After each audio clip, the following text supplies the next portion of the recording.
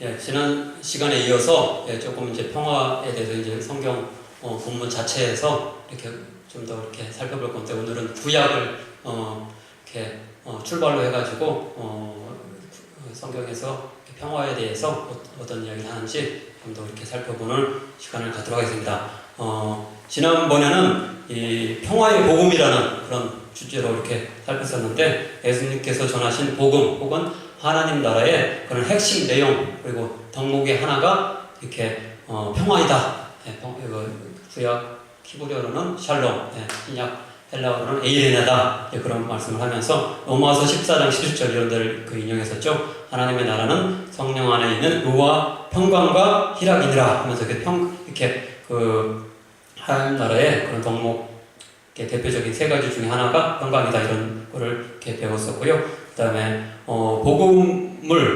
복음의 내용이 이제 어떤 것이냐, 그걸 이렇게 우리가 이렇게 살펴봤을 때 화평 자체가 어떤 복음의 핵심 내용이다. 그걸 이제 사도행전 10장 36절 화평의 복음을 전하사, 이런 말씀, 에베소서 6장 15절에서 평안의 복음이 준비한 것으로 신을 신고 하면서 복음이 여러 가지를 다른 것들도 이렇게 사랑, 정의, 기쁨, 여러 가지 이렇게 담을 수 있지만, 그 중에서도 이렇게 중요한 것 중에 하나가 평화다, 그런 거를 봤었고, 그 다음에 구약 히브리어에서 그리고 신약 헬라어에서 그런 이 평화가 어떻게 이제 사용되고 있는지 그 용례를 찾아봤었습니다.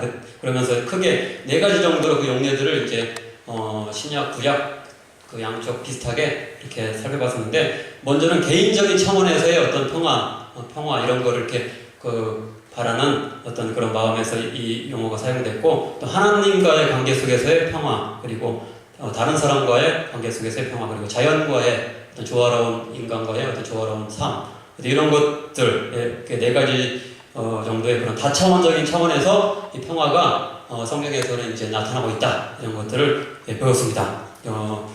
지난번에는 좀 개론적으로 살펴보았다고 한다면, 오늘은 조금 더 구체적으로 구약에서 이 샬롬, 평화가 이제 어떻게 이야기되고 있는지, 특별히 우리가 전체 주제가 신약에서 배우는 평화의 노래이기 때문에 신약의 어떤 배경으로서 구약을 이렇게 살펴볼 건데, 그래서 신약에서 평화 자체이시며 평화의 왕이신 예수님, 그리고 이런 것들을 이제 땅에서는 평화로라, 예수님 탄생하실 때 예수님의 그 존재 자체 평화라고 또 표현을 했었고, 다른 또 히브리서나 이제 이사야서 9장 6절의 근거에서 보면은 평강의 왕으로 이제 우리 예수님을 이제 표현했는데, 이런 분, 이런 평화의 주인공이라고 할 수 있는, 그리고 또 완성이라고 할 수 있는 예수님에 대해서 구약이 어떻게 예언하고 있는지, 이 점에 대해서 중점적으로 해가지고 구약의 평화에 대해서 이야기를 해보도록 하겠습니다.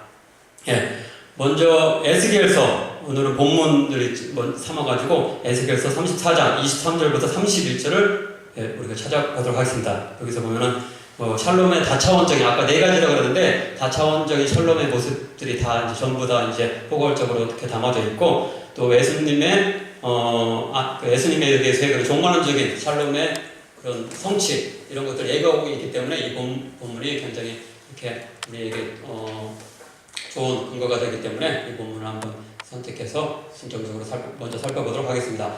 에스겔서 34장 23절부터 31절입니다. 한번 같이 교독하면 좋을 것 같습니다. 에스겔서 34장 23절부터입니다.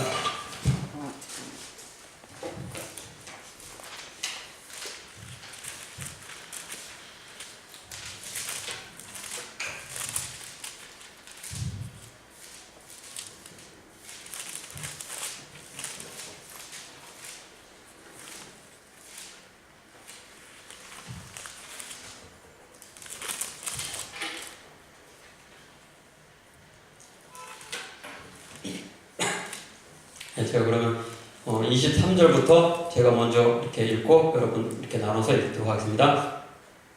내가 한 목자를 그들 위에 세워 먹이게 하리니 그는 내 종 다윗이라. 그가 그들을 먹이고 그들의 목자가 될지라. 나 여호와는 그들의 하나님이 되고 내 종 다윗은 그들 중에 왕이 되리라. 나 여호와의 말이니라. 내가 또 그들과 화평의 언약을 맺고 악한 짐승을 그 땅에서 그치게 하리니 그들이 빈 들에 평안히 거하며 숲풀 가운데에서 잘지라.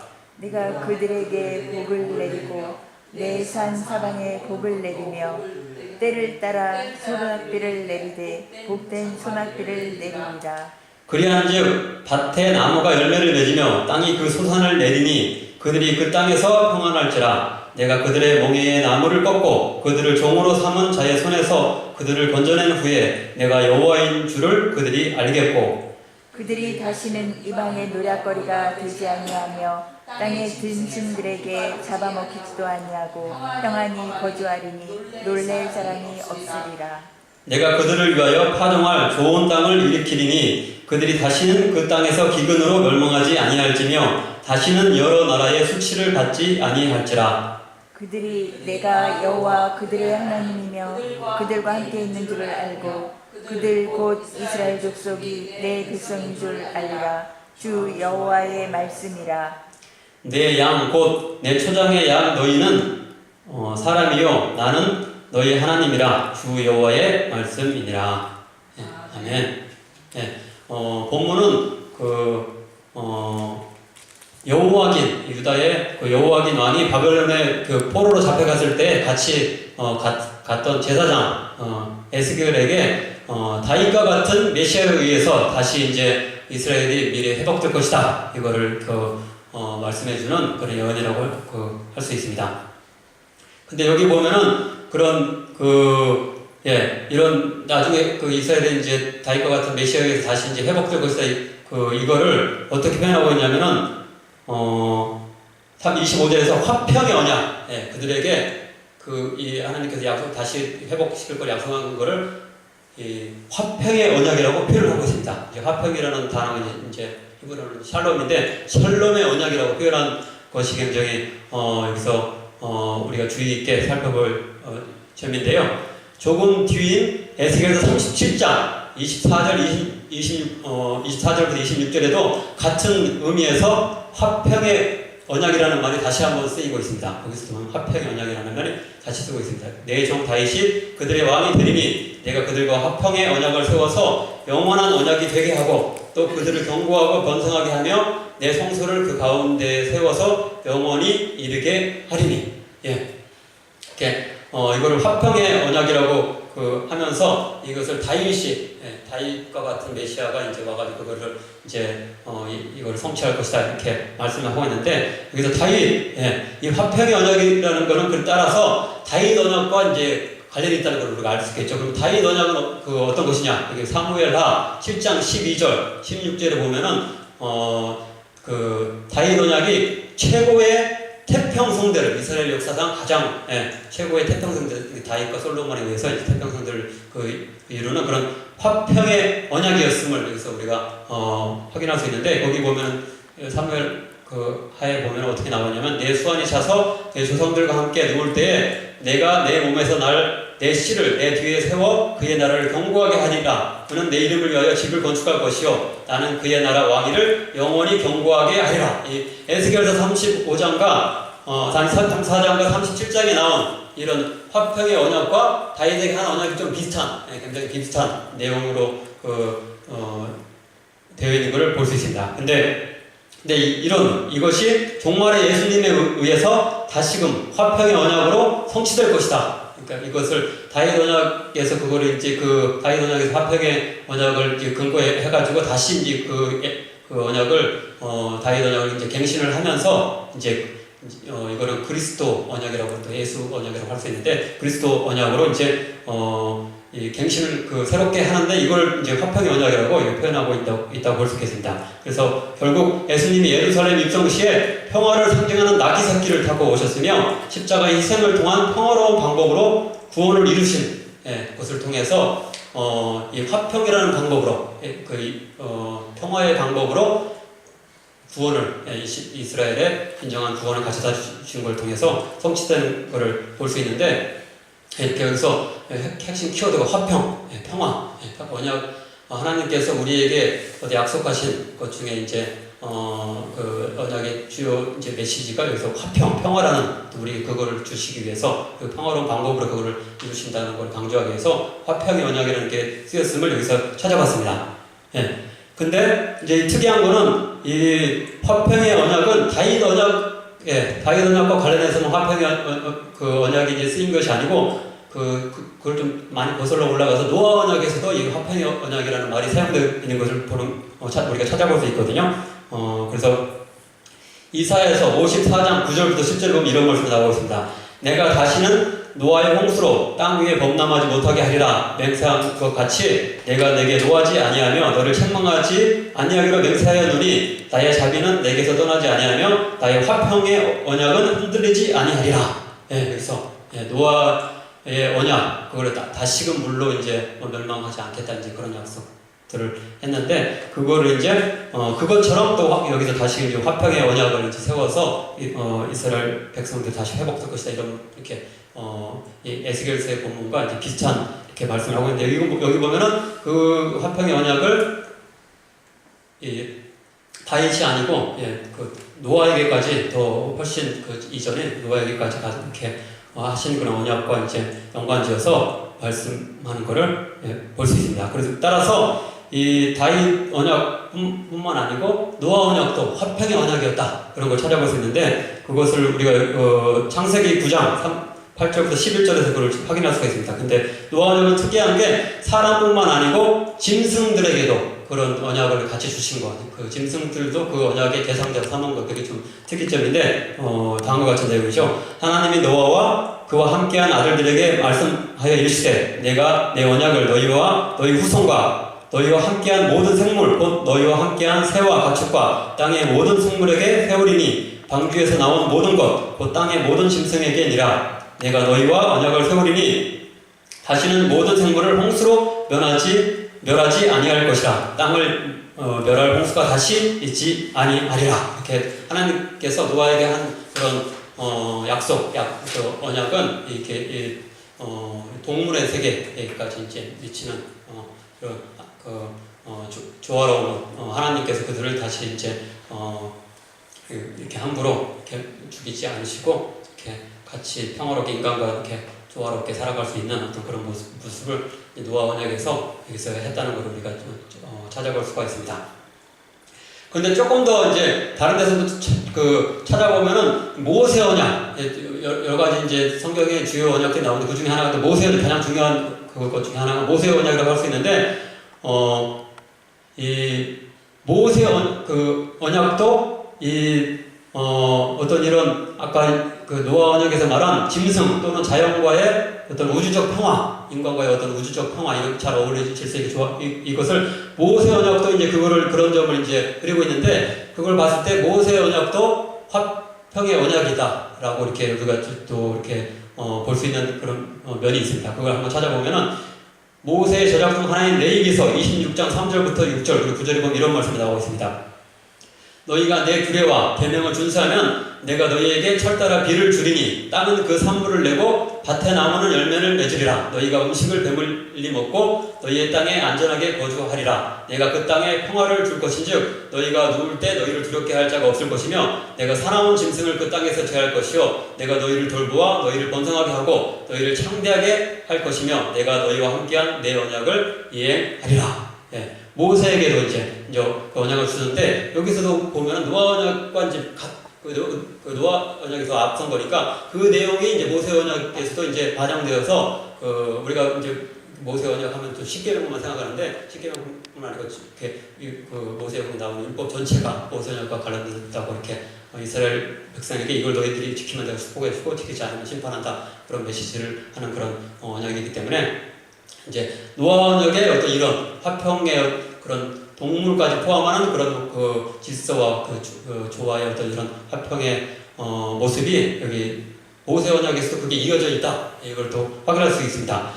따라서 화평의 언약이라고 여기도 이제 에스겔서에서 그리스도 언약을 이제 화평의 언약으로 이렇게 지칭을 하고 있는데 이거는 다른 데서도 직접적으로 이제 언급되지 않더라도 번성과 형통의 축복을 약속하고 있는 또 아담의 언약, 아담 언약, 아브라함 언약도 번성, 축복, 형통 이런 것들을 강조하고 있죠. 이렇게 땅에 충만하고 이렇게 번성하라 어떤 그리고 뭐 이렇게 하늘의 별과 같이 셀 수 없는 어떤 자손을 줄 것이다 이런 말씀들을 하고 있는데 이런 말씀 모두 다 이런 모두 다 어떤 화평이라는 우리가 태평성대를 이루고 이렇게 평안하게 삶을 누리는 그런 약속에 또 해당한다고 할 수 있거든요. 그래서 성경의 주요한 모든 언약, 제일 최초가 아담 언약부터 시작해가지고 노아 언약, 그다음에 아브라함 언약, 모세 언약, 다윗 언약, 그리스도 마지막 성취인 그리스도 언약, 이리까지 전부 다 하나님께서 우리 인간들에게 평화를 주시는 어떤 약속, 이거라고 이제 요약을 할 수 있다는 건데 그것이 이제 오늘 본문에서 화평의 언약, 화평이라는 단어로 그것이 표현되고 있다고 볼 수 있겠습니다. 따라서 우리가 그 신약은 이렇게 좀 평화적인 어떤 그런 거를 이야기하고 구약에서는 여러 가지 막 그 정복 전쟁이 나오죠. 정복 또 이는 이 눈에는 눈 해가지고 뭔가 폭력과 전쟁 이런 것들을 또 허용하는 그래서 좀 이렇게 평화하고 좀 그 거리가 먼 듯한 이미지를 가지고 있잖아요. 근데 그게 아니다. 그 구약 전체적으로 또 더 근본적으로는 구약에서도 이제 평화에 대해서 하나님께서 우리에게 주기 위해서 평화의 메시지를 우리에게 이렇게 평화의 언약을 우리에게 주신다는 걸 그런 것들을 찾아볼 수가 있겠습니다. 또 여기 본문 이제 에스겔서 34장과 관련해 가지고 샬롬의 다차원적인 어떤 그런 함의 이것들을 아까 네 가지로 했는데 그것들을 여기 전부 여기 화평의 언약이라고 이제 여기서 지칭되고 있는데 이 구절에서 그 네 가지 양상이 전부 다 나타나고 있습니다. 한번 보면은 하나님과의 평화로운 관계가 14절에 나오고 있습니다. 나 여호와는 그들의 하나님이 되고 30절에 보면 그들이 내가 여호와 그들의 하나님이며 그들과 함께 있는 줄을 알고 그들 곧 이스라엘 족속이 내 백성인 줄 아니라 주 여호와의 말씀이라. 그래서 하나님과 인간과의 관계가 하나님께서 그 주인이시고 우리 백성인 어떤 그런 그 온전한 관계가 이루어지는 이게 화평의 언약의 그런 내용 중 그 중요한 또 것이고 가장 출발점이라고 할 수 있겠습니다. 그래서 하나님과의 이런 관계가 바로 잡히면 그 다음에 이제 다른 사람과의 관계 속에서도 이제 평화로운 관계가 이루어질 수 있는데 그렇게 이제 하나님과의 관계가 올바로 되면 27절에서 이렇게 약속하고 있습니다. 내가 그들의 멍에에 나무를 꺾고 그들을 종으로 삼은 자의 손에서 그들을 건져낸 후에 바벨론으로부터 이제 그 포로당한 데부터 이제 이렇게 해방될 것이다 이런 약속을 하고 있고요. 28절에 보면 그들이 다시는 이방의 노략거리가 되지 아니하며 이렇게 하면서 독립국가로서 자유를 누리는 어떤 모습이 될 수 있다 이런 약속을 하는데 이거는 어떤 타인들과의 다른 사람들과의 평화로운 관계에 대한 묘사라고 할 수 있겠습니다. 그리고 자연과의 평화로운 관계도 이제 묘사하고 있는데 25절에 보면 악한 짐승을 그 땅에서 그치게 하리니 그렇게 하고 있고 28절에 보면 땅의 짐승들에게 잡아먹히지도 아니하고 이렇게 옛날에 이제 성경이 쓰였을 당시에는 그렇게까지 우리 인류의 과학과 문명이 발달 안 했기 때문에 우리가 자연에 있는 짐승들과 또 이제 직접적으로 맞부딪힐 경우가 많아서 이런 말씀이 굉장히 그 당시에는 중요했을 것으로 생각됩니다. 그리고 마지막으로는 개인적인 어떤 관계가 아니고 개인적으로 그 안녕하고 형통하고 이런 부분도 화평의 언약의 그 내용 중에 담겨져 있습니다. 27절에 보면 밭의 나무가 열매를 맺으며 땅이 그 소다를 내리니 그들이 땅에서 평안할지라. 29절에 보면 파종할 좋은 땅을 일으키리니 그들이 다시는 그 땅에서 기근으로 멸망하지 아니하며 우리가 이렇게 열심히 일하는 어떤 그렇게 적절한 그 소득을 얻고 또 이런 것들을 하나님께 비 같은 것도 잘 적절하게 다 내려주시고 땅도 이제 기름지게 해주셔서 기근에 이르지 않고 우리가 어떤 풍성함 속에서 살아갈 수 있는 어떤 이런 언약을 화평의 언약이 여기서 약속하고 있다고 볼 수 있겠습니다. 에스겔서에서 이제 화평의 언약이 이제 네 가지 우리 기본적으로 지난 시간에 했던 것을 다시 한번 확인해주고 있고요. 오늘 조금 더 이제 지난 시간에 샬롬의 의미가 어떤 것이다 했는데 그걸 조금 더 이렇게 살펴보면 다음과 같습니다. 히브리어 샬롬은 동사 샬람에서 왔다고 합니다. 동사 샬람에서 왔는데 샬람은 어떤 뜻이냐면 어떤 것을 완전하게 한다, 어떤 것을 온전하게 한다, 완전하게 한다, 온전하게 한다. 뭐 그래서 그 명사형으로는 이제 샬롬이라는 것은 완전함, 그리고 또는 온전함, 풍부함. 예, 기본적으로 이제 이런 뜻을 이제 그 어원상 이제 가지고 있다고 볼 수 있는데, 이런 기본적인 의미와 앞에서 말한 다차원적 의미를 종합해서 보면은 샬롬은 단순히 전쟁이 없는 상태 또는 사회의 질서가 잘 유지되어 안전된 상태 정도를 뜻하는 것이 아니라 사람이 이 세상에서 바랄 수 있는 가장 안전한 상태를 뜻하는 말로서 오직 한 분 창조주 하나님이 다스리는 하나님께 이제 다스림을 받는 세계의 질서라고 할 수 있는 어떤 그런 완벽한 어떤 최상의 상태, 어떤 이런 것들을 샬롬이 표현하고 있다고 볼 수 있겠습니다. 따라서 개인의 몸과 마음의 건강을 뿐만 아니라 사회, 정치, 경제, 종교, 교육 등 모든 분야에서, 심지어는 동물, 식물, 광물을 비롯한 온 창조 세계에 어떤 이지러짐이나 일그러짐이 없이 안전과 번영, 기쁨과 자유, 소통과 사랑과 정의와 화해와 조화가 보장된 행복한 상태를 이제 통틀어서 샬롬이다라고 말할 수 있습니다. 근데 이 샬롬은 따라서 일반 어떤 세상의 학자들이 말하는 그 평화하고 좀 다르다고 할 수 있는데, 노르웨이의 세계적인 평화학자 요한 갈퉁은 평화를 이렇게 정의했습니다. 평화란 조직적이고 집단적인 폭력의 사용이나 위협이 존재하지 않은 인간들, 특히 민족이라는 큰 집단의 체제 내에서의 상태이다. 그러니까 평화라는 것은 전쟁이 없는 어떤 그렇게 쉽게 말하면 전쟁이 없는 상태, 이걸 평화라고 했는데, 근데 이런 것도 맞는 말이죠. 맞는 말이지만 이거는 어떤 그 최소한도로 우리가 이제 그런 우리 안전을 누리는 어떤 그런 걸 얘기하는 거고, 성경에서 말하는 샬롬은 최소한으로 전쟁이 없는 그 정도가 아니고, 우리의 모든 인간이 누릴 수 있는, 하나님 안에서 누릴 수 있는 모든 기쁨과 우리 잠재력들을 전부 다 발휘하고 모든 것이 조화롭게 했기 때문에 좀 더 적극적이고 긍정적인 의미를 풍성하게 담고 있다라고 이렇게 볼 수 있겠습니다. 또 지난 시간에 샬롬이 이제 개인적으로 적용될 때 이제 대표적인 그런 그 용례가 인사할 때 샬롬이라는 단어를 쓴다고 해서 구체적으로 그쪽 중동에서 온 사람들은 뭐 샬롬이랑 똑같은 말은 아니고 뭐 샬롬 그렇게 하기도 하는 것 같더라고요. 근데 약간 발음이 약간 다르기 때문에 같은 어원으로 이제 이런 표현을 굉장히 많이 쓰는 걸 봤는데, 성경에서도 보면은 샬롬을 가지고 많은 인사를 하는 것이 나타나 있는데요. 창세기 29장 6절에 보면 야곱이 목자들에게 이르되 라반이 평안하냐 이르되 평안하니라. 그래서 할 때 평안, 이게 다 샬롬이라는 말입니다. 그리고 창세기 43장 27절에 보면 요셉이 그 형제들을 만나가지고 그들의 안부를 물으며 이르되 너희 아버지 너희가 말하던 그 노인이 안녕하시냐. 자기 아버지죠. 그 자기 정체를 드러내지 않고 이렇게 아버지의 이제 안녕을 묻고 있는, 여기서 샬롬이라는 말이 썼습니다. 그리고 모세가 장인을 맞아 절하고 그에게 입맞추고 그들이 서로 문안하고 장막에 들어간다 할 때 서로 문안한다. 이때도 샬롬이라는 단어가 썼습니다. 사무엘상 17장 18절 보면은 이새가 그의 아들 다윗에게 이르되 내 형들의 안부를 살피고 할 때 그 안부, 이 말도 샬롬이 여기서 들어가 있습니다. 민수기 6장 26절에 보면 여기 이제 인사법은 아니고, 인사법은 이제 샬롬이라는 단어가 여러 가지로 이제 그 한글에서 번역되는데, 그만큼 여러 가지 다양한 차원에서 쓰인다는 것을 여기서 찾아볼 수 있는데, 여기서 그 하나로 여기 보면은 여호와는 그 얼굴을 내게로 향하여 드사 평강 주시기를 원하노라. 이게 평화가 아니고 여기는 평강, 그런 단어로 이렇게 번역되기도 하고요. 에레미야서 9장 8절에 보면 입으로는 그 이웃에게 평화를 말하나 마음으로는 해를 꾸미는도다 하면서 평화라는 단어도 이제 이해되기도 합니다. 그 시편에 보면은 내가 형통할 때에 말하기를 영원히 흔들리지 아니리라 하였도다 하면서 형통, 이 말도 이제 샬롬이라는 단어가 어떤 그런 어떤 내적인 그런 것뿐만 아니라 어떤 경제적인 어떤 그런 부분에 있어서의 그런 이렇게 안정적인 그런 것도 샬롬이라고 해서 표현하고 있는 걸 볼 수 있습니다.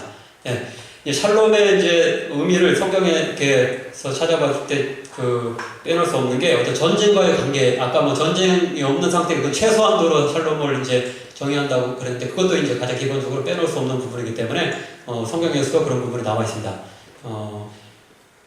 사무엘상 7장 13절 14절을 보면 이에 블레셋 사람들이 다시는 이스라엘 지역 안에 들어오지 굴복하여, 블레셋 사람들이 굴복을 하여서 다시는 이스라엘 지역 안에 들어오지 못하였으며 또 이스라엘과 아모리 사람 사이에 평화가 있었더라. 이스라엘 사람들이 이제 블레셋을 굴복시켜가지고 다시금 이제 외적인 힘을 받지 못했고 블레셋 사람뿐만 아니고 주변에 있던 아모리 사람도 이제 이스라엘에게 전쟁을 이스라엘에 대해서 전쟁을 시도하지 못했는데 그래 여기서 보면 평화가 있었다라는 그 말이 전쟁이 없었다 그런 말을 여기서 뜻한다고 볼 수 있겠습니다. 열왕기상 5장 2절에서 4절에 보면 이에 솔로몬이 히람에게 사람을 보내어 이르되 내 아버지 다윗이 사방의 전쟁으로 말미암아 성전을 건축하지 못하고 이제 내 하나님이 여호와께서 내게 사방에 태평을 주심에 원수도 없고 재앙도 없도다. 이렇게 그 앞에 이제 그 말과 이제 대조적으로 여기서 태평 그러니까 아버지 다윗에게는 그 전쟁이 있었는데 내게서는 태평을 주셨다는 이 말은 전쟁이 없다 그런 거를 이제 여기서 함의한다고 볼 수 있겠습니다. 전도서 3장 8절에 보면 사랑할 때가 있고 미워할 때가 있으며 전쟁할 때가 있고 평화할 때가 있느니라. 여기서 또 평화라는 말은 전쟁이 없는 것을 나타낸다고 볼 수 있겠습니다. 또 직접적으로 샬롬이라는 단어가 들어가 있지는 않지만은 가장 이상적인 그런 샬롬의 모습을 그리고 있는 그 이사야서 2장 4절, 또 미가서 4장 보면 이런 똑같은 말도 나오고 있는데 칼을 쳐서 보습을 만들고 그들의 창을 쳐서 낫을 만들 것이며 이 나라와 저 나라가 다시는 칼을 들고 서로 치지 아니하며 다시는 전쟁을 연습하지 아니하리라. 이렇게 가장 평화로운 모습은 기본적으로 전쟁이 없는 상태다. 이것을 여기서도 확인해 볼 수가 있습니다. 네. 근데 이제 이렇게 전쟁이 없는 상태가 샬롬이다. 그렇게 우리가 볼 수 있는 게 당연한데 근데 또 뒤집어 보면은 평화를 이루기 위해서는 어쩔 수 없이 또 전쟁을 하는 경우가 너무 악독한 사람이 있으면은 물리쳐야 되기 때문에 전쟁을 할 수 없이 해야 되는 그런 경우가 있지 않느냐. 그래서 전쟁이 오히려 전쟁이 평화를 위해서는 필요하지 않느냐 이런 또 의구심이 또 들 수가 있고요. 또 직접적으로 성경에서 또 보면은 신명기에서 20장, 사무엘상 15장 에서 이렇게 근거해서 보면은 구약 성경에서 헷 족속, 아모리 족속, 가나안, 브리스, 히위, 여부스 족속 등에 대해서는 남자들뿐만 아니고 여자와 유아 그리고 가축의 일까지 모든 호흡이 있는 것들을 진멸하라 하나님께서 그렇게 명령을 하셨거든요. 이런 걸 봤을 때 우리가 전쟁이 없는 게 평화는 평화인데 평화가 있으려면 또 악한 자들을 물리쳐야 되기 때문에 어쩔 수 없이 때로는 이제 전쟁이 필요한 거 아니냐 그런 또 생각을 할 수 있고 또 전쟁을 할 때도 또 진멸하라 그런 명령을 받을 때 너무 악독한 사람들은 완벽하게 이제 폭력적으로 제압을 해야 되는 거 아니냐 또 이런 또 의구심이 또 들 수가 있습니다. 또 이제 출애굽기 21장 24절과 레위기서 신명기 이런 데 보면은 눈은 눈으로 이는 이로 갚으라 이런 말씀이 있죠. 그래서 이거를 이렇게 전문 용어로 라틴어에서 렉스 탈리오니스 동해 보복법 똑같이 보복을 해주라는 거죠. 이제 이렇게 라틴 쪽에서 이렇게 로마 쪽에서 그 발전이 되는데 또 이런 거에 근거가 되는 이제 성경의 어떤 구절도 있기 때문에 때로는 전쟁과 폭력도 있어야 되는 거 아니냐. 성경이 또 이걸 정당화하지 않고 하고 있지 않느냐 이런 의구심이 우리가 의문점을 또 한편으로는 할 수 있습니다. 근데 이거에 대해서는 그러니까 성경 자체보다는 이것도 따로 이제 이거를 이야기하는 게 더 효율적일 수 있기 때문에 마지막 시간에 저 정당 전쟁용 평화주의 아니면 성전 이슬람도 지하드라 그래가지고 성전을 얘기하고 십자군 전쟁할 때도 그 성전을 얘기하면서 하나님의 이름으로 거룩한 전쟁을 펼쳤는데 이런 거에 대해서 이제 평화주의하고 이제 대조적으로 그런 건 좀 더 자세히 이야기할 건데 근데 기본적으로 우리가 여기서 알고 들어가야 될 건 뭐냐면은 마태복음 5장 38절 48절에 보면은 예수님께서는 너희가 이는 이로 눈은 눈으로 하라는 그런 말씀을 들었으나 그렇지만은 자기는 그 왼뺨을 이렇게 치는 자에게 오른뺨도 내어주고 겉옷을 달라면 속옷까지 준다 그러고 예수님께서는 어떤 대적하지 말고 이렇게 사랑하고 이렇게 이런 걸 강조하셨잖아요. 그렇기 때문에 우리는 어디까지나 이런 예수님의 산상수훈에 그런 어떤 비폭력 평화주의 원수 사랑 어떤 이런 것들을 우선순위로 다 이렇게 삼고 어떤 구약의 이런 구절들을 이제 좀 폭력과 그런 걸 허용하는 것 듯한 전쟁을 허용하는 그런 구절들을 해석해야 된다 그런 걸 이제 일단 이렇게 여기서 이렇게 확인하고만 넘어가겠습니다. 그렇지 이제 근데 우리가 이런 평화에 중점을 두는 그거에 그 사고를 계속하지 않으면은 큰 오류를 범할 수가 있는데 다음과 같은 경우가 그런 사례입니다. 1948년 일본 나가사키에 원자탄을 투하했는데요. 그때 이 폭격기 조종사가 그거를 이제 이행하기 위해서 비행기를 몰고 가기 전에 또 자기가 죽을 수 있기 때문에 그런 군종 이제 사제에게 이제 미사를 직전을 받았는데 그때 이제 그 조지 자벨카라는 그런 군종 사제가 그 사람에게 이제 이렇게 그 사람의 안전과 하나님의 보호를 이제 이런 것들을 이렇게 기원하면서 이제 미사를 드려주고 기독교적으로 예배를 같이 이제 그 사람을 위해서 이제 예배를 드렸는데 나중에 그 회개를 했습니다. 회개문이 굉장히 유명한 건데 한번 얘기해 보면 다음과 같습니다. 내가 보는 바로는 민간인의 대량 학살에 대해 철저한 도덕적 부패를 말하지 않았던 것은 그리스도인으로서 그리고 사제로서의 실패였다. 나는 그곳에 있었다. 그리고 적의 민간인에게 대량 학살의 폭격을 가한 것과 관련하여 교회에서 돌고 있는 도덕적 분위기는 완전한 무관심과 침묵이었고 잘해봐야 타락이었다고 말씀드리고 싶다. 최악의 상태는 교회가 그런 행위를 하는 자들을 축복함으로써 이 행위를 종교적 차원으로 지원한 것이다. 내가 가톨릭 교회의 도덕성이 가장 낮은 기준으로라도 가톨릭 교도들이 같은 가톨릭 교도들에게 폭탄을 나가사키에도 이제 여러 성당이 있었기 때문에 거기서 이렇게 가톨릭 교도가 있었다는 거죠. 폭탄을 투하해서는 안 된다고 제안할 수 있었다고 생각하는 사람도 있을 것이다.